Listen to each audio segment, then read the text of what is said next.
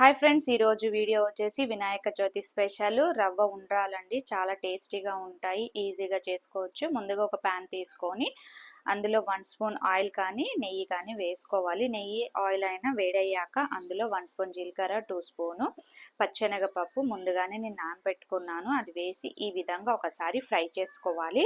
ఇలా ఫ్రై అయిన తర్వాత ఇందులో వాటర్ని పోసుకోవాలి. నేనైతే 1 కప్పు బియ్యపు రవ్వని తీసుకున్నాను. నేను 3 కప్పుల వాటర్ని పోసుకున్నాను. కొంచెం తగినంత సాల్ట్ని వేసుకున్నాక ఈ విధంగా ఒకసారి కలిపేసుకోవాలి. ఇలా కలుపుకున్న తర్వాత మూత పెట్టేసి ఒక 5 మినిట్స్ మరిగించుకోవాలి. ఇలా మరుగుతున్నప్పుడు మనము చూసారా, ఈ విధంగా మరుగుతూ ఉండాలి. ఇలా మరుగుతూ ఉన్నప్పుడు మనం ఇందులో రవ్వని యాడ్ చేసుకోవాలి. రవ్వ అయితే నేను ముందుగానే ఫ్రై చేసి పెట్టుకున్నాను.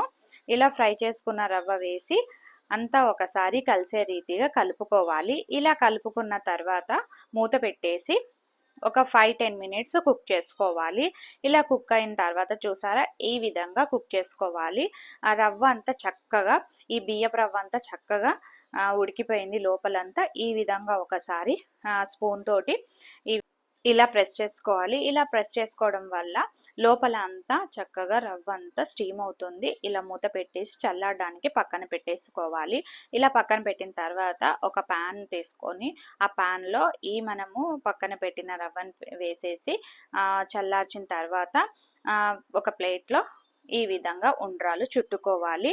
మన చేతికి నెయ్యి రాసుకొని అంత చక్కగా చూసారా, రౌండ్గా మంచిగా ఈ విధంగా రౌండ్గా వచ్చేలాగా ఉండ్రాలు అన్నవి చుట్టుకోవాలి. ఈ బియ్యపు ఉండ్రాలు చాలా చాలా టేస్టీగా ఉంటాయి. పిల్లలకు కూడా మనం ఈ ఉండ్రాలు ఇవ్వచ్చు. చాలా హెల్తీ కూడా మంచిది. వాళ్ళు స్టీమ్ మీద ఇస్తాం కాబట్టి.